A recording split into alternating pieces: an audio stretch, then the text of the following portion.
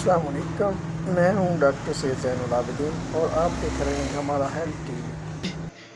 مردانہ کمزوری کے بارے میں کچھ دوستوں کی فرمائش پر یہ ویڈیو بنائی جا رہی ہے۔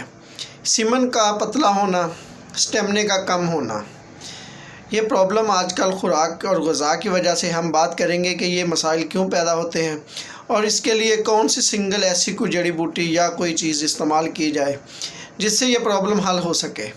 تو سب سے پہلے تو اپنی غذاؤں کو چینج کریں۔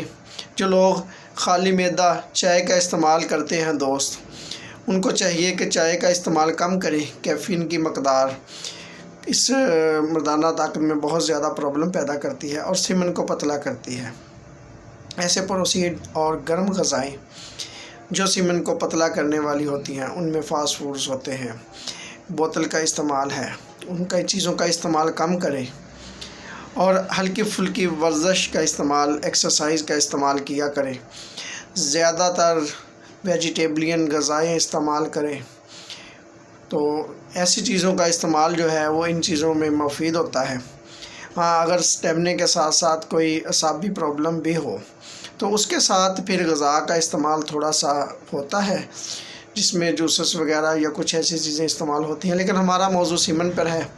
تو سیمن کا پتلا ہونا، سٹیمنا کم ہونا جس کی وجہ سے بنتا ہے، اخراج جلدی ہو جانا، یا ایسے نوجوان جن کا سیمن پتلا ہونے کی وجہ سے ڈسچارج ہوتا ہے، نائٹ ڈسچارج ہوتا ہے، تو ان کے لیے یہ بہترین ہے۔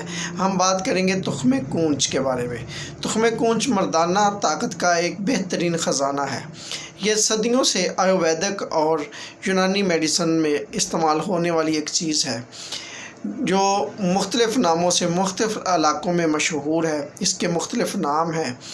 اللہ تعالیٰ نے اس کے اندر بہت زیادہ سپرم کو بہتر بنانے کی کوالٹی پیدا کی ہے۔ تو یہ سپرم کی مقدار کو بڑھانے میں زبردست چیز ہے۔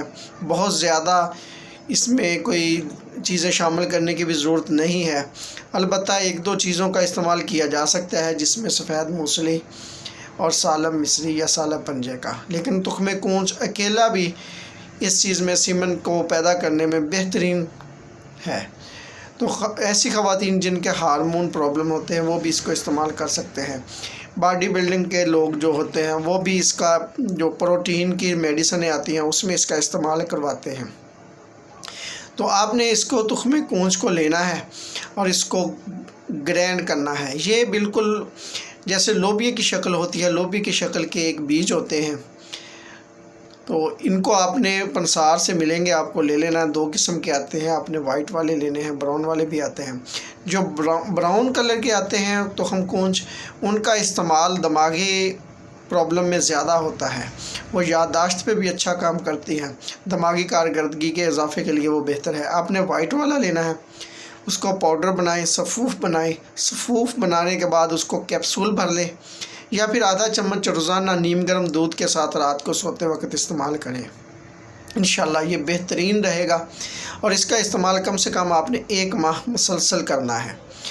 بس غذاؤں کا تھوڑا سا پرہیز کرنا ہے، انشاءاللہ یہ سیمن کو گاڑھا کرنے میں بہترین معاون ہے۔